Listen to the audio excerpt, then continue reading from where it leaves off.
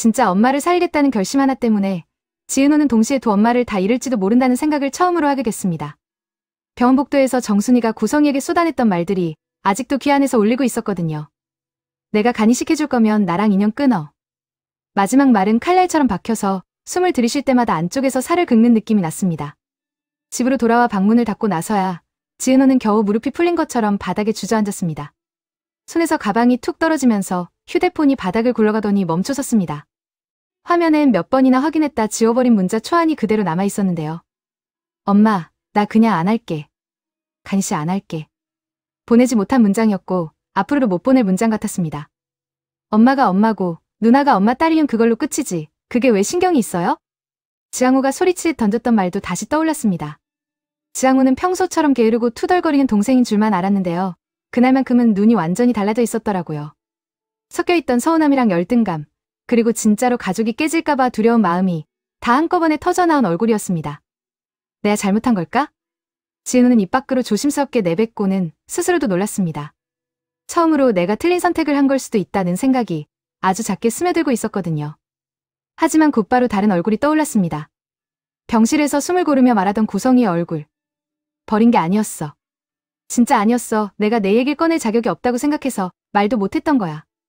거짓말처럼 들리다가도 그날의 눈물과 떨리는 손은 꾸며낸 연기 같지가 않았습니다. 지은호는 양쪽 이야기를 다 알고 싶었고 동시에 아무것도 듣고 싶지 않기도 했습니다. 둘 다 너무 잔인하네요. 누구에게도 들리지 않게 중얼거리면서 지은호는 가만히 눈을 감았습니다. 다음 날 회사에 나간 지은호는 최대한 평소처럼 행동하려고 했습니다. 카페홀을 지나가며 직원들 상태를 체크하고 인테리어 도면 파일을 정리해서 본부 서버에 올렸습니다. 익숙한 일들이라 손은 바쁘게 움직이는데 머릿속은 자꾸 다른 쪽으로 빠져나가더라고요. 점심이 조금 지난 시간 이지혁이 사무실 안쪽 미팅룸으로 지은호를 불렀습니다. 은호 씨, 잠깐만 들어올래요? 그의 목소리는 최대한 평온하게 깔려 있었는데요. 오래 봐온 사람만 알 수 있는 긴장감이 묻어 있었죠. 문을 닫자마자 이지혁은 단도직입적으로 물었습니다. 어제 병원에서 무슨 일 있었어요? 지은호는 순간 숨을 멈췄습니다. 보셨어요? 내가 못 본 척하고 지나가기엔 아주머니 목소리가 너무 크셨습니다. 이지혁은 억지 농담을 섞으려 했지만 눈빛은 웃고 있지 않았습니다. 엄마가 알게 되셨어요. 친엄마, 그리고 간이식 얘기까지요. 그래서 인연 끊자까지 들으신 거고요? 지은호는 놀란 눈으로 이지혁을 쳐다봤습니다. 그 말도 들으셨어요? 복도에서 조금 너무 또렷하게 들리더라고요. 잠깐 정적이 흘렀습니다. 지은호는 억지로 웃으며 말했어요. 저희 엄마 성격 아시잖아요. 한번 감정 올라가면 말이 세져서요. 그 말 속에 그래도 엄마니까요 라는 말이 자연스럽게 깔려 있었는데요. 그게 더 이지혁의 가슴을 아프게 만들었습니다. 그래서 지금도 간이식하겠다는 생각은 그대로예요? 이지혁이 조심스럽게 물었습니다. 지은호는 답을 하기 전에 한참을 고민했습니다. 네, 할 거예요. 엄마는 저랑 인연 끊자고 했지만 그래도 2번 버려지는 사람은 만들고 싶지 않아서요. 그 한마디에 이지혁은 더 이상 쉽게 말릴 수 없었습니다. 누군가를 살리기 위해서 또 다른 누군가를 잃을 수 있는 선택인데 그걸 감수하겠다는 사람에게 하지 말라고 말하는 건 너무 잔인한 일이니까요. 그래도 최소한 이지혁은 숨을 한번 고르고 말을 이었습니다. 최소한 모든 사실은 알고 선택했으면 좋겠어요. 생모 쪽 얘기도 엄마 쪽 얘기도 다 듣고 나서 결정해도 늦지 않잖아요. 둘 다 듣고 나면요. 지은은 작게 웃으며 말했습니다. 오히려 더 못 움직일 것 같아서요. 선배는 알죠? 저 우유부단한 거. 그래서 내가 나한테 고백도 그렇게 오래 숨겨두다가 했었지. 이지혁의 마음속에는 그런 말이 떠올랐지만 끝내 입 밖으로 꺼내지 않았습니다. 대신 그는 다른 질문을 꺼냈습니다. 본부장한테는 다 말해봤어요? 그 시각 박성재는 자신의 집 거실에서 고성희를 마주하고 있었습니다. 고성희는 언제나처럼 단정한 차림이었지만 화장을 아무리 완벽하게 해도 지워지지 않는 피곤함이 얼굴에 남아있었는데요. 그게 최근 들어 더 짙었습니다. 엄마, 어제 병원에서 자꾸 목소리가 커지셨다면서요. 박성재가 물었습니다. 간호사가 이르던? 고성희가 짧게 웃었지만 눈빛은 차가웠습니다. 지혁 형이 그러더라. 아주머니가 거의 내 딸만 10번은 넘게 말했다고요. 내 딸인 거 맞잖니. 그걸 이제 와서 부정도 못해. 고성희는 가볍게 웃어보려고 했지만 입가가 자꾸 떨렸습니다. 근데 왜 그 내 딸을 25년 동안 한 번도 찾지 않았냐고 묻는다면요? 성재의 말은 날카로웠지만 그것도 결국 지은호를 지키고 싶은 마음에서 나온 질문이었습니다. 고성희의 손이 그때 잠깐 멈췄습니다. 테이블 위에 올려둔 컵을 쥔 손가락에 힘이 들어가면서 손등에 핏줄이 도드라졌습니다. 찾았어. 고성이가 아주 낮게 말했습니다. 엄마가 모를 것 같아? 아이 놓치고 나서 미쳤다고 소리 들을 정도로 뒷골목을 뒤지고 다녔는데. 그럼. 하지만 어느 순간부터는 찾을 수 있다는 희망보다 못 찾았다는 죄책감이 더 크게 자리를 잡더라고. 어느 집에 어떻게 가 있을지 모르는 아이를 나만 마음대로 찾아가서 흔들어 놓을 수도 없었고. 그 말에는 자기 합리화와 진짜 후회가 뒤섞여 있어서 듣는 사람을 더 혼란스럽게 만들었습니다. 엄마, 그래도 지금은 늦었어요. 박성재는 단호하게 말했습니다. 진우 씨가 우리 집안에 끌려 들어오는 순간 그 사람은 더 이상 그냥 딸이 아니에요. 아버지 회사, 재산, 고모들, 할아버지 다 엮이기 시작할 거예요. 그게 그 사람한테 좋을 리가 없잖아요. 누가 재산 얘기를 했니? 엄마가요. 엄마는 늘 권력 얘기부터 하잖아요. 잠깐 공기가 얼어붙었습니다. 고성이는 아들을 똑바로 바라보며 말했습니다. 내가 좋아하는 사람이라서 더 잘해주고 싶은 마음도 있어. 나도 안다. 내가 지은호를 어떻게 보는지. 그래서 난 딸이어서 잡으려고 하는 게 아니야. 얘가 나 같은 선택, 나 같은 후회를 안 했으면서 그래. 박성재는 그 말에 진심을 읽으려고 애썼지만 그동안 봐온 고성이의 야망과 계산이 자꾸 겹쳐 보였습니다. 그래서 결국 하나만 물었습니다. 그럼 진짜 이유는 뭐예요, 엄마? 버렸다는 말 왜 끝까지 부정하는지 진짜 이유. 고성이는 입술을 깨물었습니다. 잠깐의 망설임 끝에 아주 짧은 문장을 내뱉었습니다. 내가 버리기 전에 이미 누가 데려갔어. 며칠 뒤 회사 본부장실. 박성재는 지은호와 마주 앉아 있었습니다. 오랜만에 둘만 있는 자리였는데요. 예전 같으면 서툰 농담이나 가벼운 미소로 묘한 분위기가 흐르곤 했지만 오늘은 공기가 무겁게 가라앉아 있었습니다. 3주. 성재가 먼저 입을 열었습니다. 최대한 내가 비워줄 수 있는 시간은 3주예요. 지은호는 놀란 눈을 했습니다. 한 달은 안 되는 거죠? 팀장이 비우는 건 회사 입장에서 리스크가 너무 커요. 내 입장에서도 그래요. 저 안 되면 내가 직접 대표님께 얘기해 볼게요. 뉴욕 연수든 뭐든 공식적인 프로젝트로 포장해보죠. 왜 이렇게까지 도와주세요? 지은호가 조심스럽게 물었습니다. 혼자 감당할 문제 아니잖아요. 성재는 당연하다는 듯 말했지만 그 속에는 다른 마음도 숨어 있었죠. 내가 널 좋아해서. 그 말은 끝내 나오지 않았습니다. 대신 다른 문장이 미끄러져 나왔습니다. 지역 선배도 걱정 많이 해요. 어제 밤새 설리도면 은호 씨 안 건드려도 되게 다 재정리하더라. 선배가요? 지은은 그제야 이 지역이 왜 그렇게 피곤한 얼굴이었는지 이해가 됐습니다. 두 사람 참 답답해요. 성재가 작게 웃었습니다.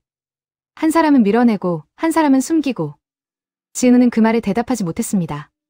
지금은 사랑이나 연애를 생각하기에도 머릿속이 너무 복잡했거든요. 아무튼 일정은 내가 최대한 맞춰볼게요. 다만 조건이 하나 있어요. 조건이요? 수술 날짜 잡기 전에 정순이 여사님이랑 한 번은 제대로 대화해보기. 도망치듯 나오지 말고. 그 말에 지은호의 어깨가 딱 굳었습니다. 엄마가 저 얼굴도 보기 싫어하실 텐데요. 그래도 그 사람은 지금까지 널 지켜준 엄마잖아요. 그 사람이 모르는 상태에서 내 몸에 무슨 일이 일어나는 건 솔직히 나도 보기 힘들어요. 지은호는 아무 말도 못한 채 손가락만 만지작거렸습니다. 하지만 마음 한구석에서는 언젠가는 해야 할 대화라는 걸 알고 있었습니다. 며칠 뒤 지은호는 결국 식당 문 앞에 서게 됐습니다. 정순이의 식당, 늘처럼 김치찌개 냄새와 볶은 고추장 냄새가 섞여 나오는 곳이었는데요. 그날따라 문이 유난히 무겁게 느껴졌습니다. 안에는 손님이 거의 없었고 저녁 준비를 하느라 분주한 정순이가 보였습니다. 지항우는 구석에서 휴대폰을 만지다가 누나를 보자마자 자리에서 벌떡 일어났습니다. 누나 왔어? 예전처럼 반가운 목소리는 아니었지만 그렇다고 완전히 차갑지도 않은 어중간한 톤이었습니다. 정순이는 고개를 돌렸다가 지은호를 보는 순간 표정이 굳었습니다. 손님 주문 받아야 된다. 너는 나중에 와. 지은호는 그 말에 한 발짝 더 들어섰습니다. 엄마, 손님 없어요. 저 오늘은 꼭 얘기해야 돼요. 정순이는 한숨을 길게 내쉬고 나서 앞치마를 벗었습니다. 그럼 손님 없을 때 빨리 말하고 가. 오늘 김치 다져야 돼. 그 말투는 언제나처럼 투박했지만 끝에 살짝 떨림이 묻어 있었습니다. 지은우는 엄마 맞은편에 앉았습니다. 손을 꼭 쥐고 있다가 천천히 꺼냈습니다. 엄마, 나 DNA 등록한 거 엄마 때문이 아니에요. 그럼 누구 때문인데? 하늘이 시켜서 했냐? 어떤 사람이 혹시 내가 버려진 게 아니라 잃어버린 거라면 내 친부모는 평생 죄책감 속에 살았을 거라고. 한번 확인해보라고 했어요. 그 어떤 사람이 누군데? 정순이의 눈빛이 날카롭게 바뀌었습니다. 잠시 망설이던 지은호는 솔직하게 말했습니다. 지역 선배예요. 정순이는 예상 밖의 이름에 잠깐 말을 잃었습니다. 그 오빠가 왜 그런 소리래? 제가 그동안 행복한 척은 했지만 가끔 궁금했거든요. 제가 태어난 곳이 어딘지, 왜 여기까지 와서 살고 있는지. 엄마가 나를 얼마나 사랑하는지 아는데도 그 궁금증이 완전히 없어지진 않더라고요. 그건 지은호가 그동안 누구에게도 말하지 않았던 마음이었습니다. 그래서 딱 한 번만 확인해 보자고 생각했어요. 엄마 버리려고 한 게 아니에요. 엄마 자리를 바꾸려고 한 건 더더욱 아니고요. 정순이는 그 말을 듣는 내내 손가락으로 테이블을 두드렸다가 멈추기를 반복했습니다. 눈동자가 자꾸 떨려서 지은호의 얼굴을 바로 쳐다보지 못했습니다. 그래서 확인해봤더니 어땠는데. 목소리는 최대한 평온하게 깔려 있었지만 속은 이미 폭풍이 지나가고 있는 것 같았죠. 정말 잃어버렸다고 했어요. 버린 게 아니라고. 그 여자가 그리 말했겠지. 엄마는 진짜로 아무 얘기도 못 들었어요? 그때 그쪽에서 어떻게 잃어버렸는지. 정순이가 입술을 깨물었습니다. 내가 그 얘기를 왜 너한테 하겠니? 그 말에 지강과 옆에서 조심스럽게 끼어들었습니다. 엄마, 누나도 이제 어른이야. 우리 다 어른이잖아. 나도 솔직히 궁금해. 정순이는 두 남매의 시선을 한 번에 받게 되자 결국 숨을 길게 내쉬었습니다. 그래. 그럼 딱 한 번만 얘기한다. 26년 전 비 오는 날. 정순이는 식당 일을 막 시작했을 무렵이었습니다. 아이를 갖고 싶었지만 몸 상태가 좋지 않아 몇 번이나 유산을 겪은 뒤였죠. 지금도 기억난다. 그날 보육원 앞에서 어떤 여자가 아이를 안고 서 있던 거. 그 여자는 울고 있었고 품에 안긴 아기는 계속 칭얼거렸습니다. 원장과 무언가를 두고 실랑이가 벌어지고 있었는데요. 멀리서 봐도 사정이 복잡해 보였습니다. 잠깐 맡아달라고 했죠. 다시 데리러 온다고 했잖아요. 이렇게 서류까지 다 써놓고 잠깐이란 말은 안 통해요. 보호자가 없으면 아이는 여기 아이가 되는 겁니다. 정순이는 원래 그냥 지나치려 했습니다. 하지만 비를 맞으며 떨고 있는 아이를 보는 순간 발이 떨어지지 않았습니다. 그 여자가 너네 엄마였는지는 난 몰라. 정순이가 말했습니다. 다만 분명히 그 여자가 마지막에 이랬다. 내가 다시 데리러 오면 꼭 돌려주세요. 제발 부탁드릴게요. 근데 그 여자는 안 왔고 너는 남았지. 그리고 내가 그날 서류에 내 이름을 올렸고. 지은호는 숨을 삼켰습니다. 그럼 엄마도 언젠가 누군가 찾아올 수 있다는 걸 알고 있었던 거예요? 알았지. 그래서 겁났고. 그래서 더 말 못했고. 정순이의 눈가가 붉어졌습니다. 내가 너한테 버려졌다고 말한 적이 있는지 잘 생각해봐. 늘 그냥 우리 인연이 여기서 시작됐다고만 말했지. 지우는 그제서야 엄마가 그동안 단 한 번도 걔가 널 버렸다라고 직접 말한 적 없다는 걸 떠올렸습니다. 항상 너를 찾아온 적 없었다, 한 번도 연락 안 했다라는 말만 반복했었거든요. 그 여자 진짜로 널 잃어버렸는지 아니면 도망치고 싶어서 놓고 간 건지 나는 지금도 모르겠다. 다만 한 가지는 안다. 정순이는 지은호를 똑바로 바라봤습니다. 처음 내 얼굴 봤을 때 나는 살고 싶어졌어. 그 말에 지은호의 눈에서 눈물이 뚝 떨어졌습니다. 엄마. 그래서 난 지금도 겁난다. 내가 그 사람을 살리겠다고 내 몸을 망가뜨릴까봐. 그 사람은 한 번 널 놓쳤고 나는 널 붙잡아서 키웠어. 근데 이제 내가 내 몸을 내주면 그 사람은 또 얻고 나는 또 잃는 거 아니냐고. 말투는 투박했지만 그 안에 담긴 감정은 너무도 선명했습니다. 지우는 그제야 엄마가 자기 사랑이 무시당할까봐 두려워서 사나운 말들을 쏟아냈다는 걸 조금은 이해하게 됐습니다. 그래도 엄마. 지은호는 눈물을 훔치며 말했습니다. 저 간이식하고 싶어요. 정순이의 얼굴이 굳었습니다. 동정 때문이 아니고 죄책감 때문도 아니에요. 그냥 제가 아니면 안 되는 상황이니까 제가 하려고요. 엄마가 날 살게 만들었다고 했잖아요. 저도 누군가에게 그런 사람이 되고 싶어요. 그 말에는 이미 각오가 담겨 있었습니다. 잠깐의 정적 끝에 정순이가 입을 열었습니다. 그럼 조건이 있다. 조건이요? 술을 들어가기 전에 내가 그 여자 얼굴 한 번은 보고 얘기해야겠다. 내 앞에서가 아니라 나랑 둘이서. 그 여자가 진짜로 뭐라고 사과하는지, 뭘 책임지겠다는지 내 귀로 듣겠다. 진우는 예상 못한 조건에 눈을 크게 떴습니다. 엄마, 그럼 인연 끊는다는 말은? 그 말은 내가 너무 화나서 한 소리다. 정순이는 고개를 돌렸습니다. 그러니까 내가 그 말만 믿고 진짜로 나를 버리면 그땐 진짜 가만 안 둔다. 툭툭 내뱉는 말투였는데도 그 안에 묵직한 화해의 손짓이 들어있었습니다. 진우는 눈물이 또 차올라서 고개를 여러 번 끄덕였습니다.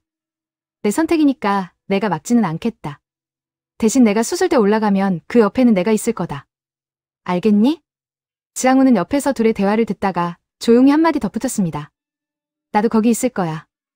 누나 죽으면 나 진짜 인생 망하는 거 알지? 그 투박한 농담에 세 사람은 동시에 웃음과 눈물을 섞어버렸습니다. 며칠 뒤 병원 상담실. 지은호와 고성희 그리고 정순이가 한자리에 앉게 되는 날이 다가왔습니다. 이야기의 매듭들이 조금씩 한 곳으로 모이기 시작하고 있었는데요. 아직 풀리지 않은 질문이 하나 남아 있었습니다. 정말로 25년 전 그날. 고성희는 아이를 잃어버린 걸까? 아니면 놓고 온 걸까? 그리고 그 진실을 알게 되었을 때 지은호의 선택은 바뀔지 아니면 더 단단해질지. 한 가지 분명한 건 이제 이 간이식은 단순히 몸의 일부를 나누는 수술이 아니라 지은호가 자신의 인생과 가족의 경계를 어디까지 확장할 것인지 결정하는 아주 긴 선택의 시작이라는 점이었습니다. 그리고 그 선택의 한가운데에는 여전히 이지혁과 박성재 그리고 두 엄마의 복잡한 마음이 얽혀 있었고요. 누구의 진심이 더 무거운지, 누구의 후회가 더 깊은지 아직은 아무도 모르는 채로 그날 상담실 문이 천천히 열리려고 하고 있었습니다.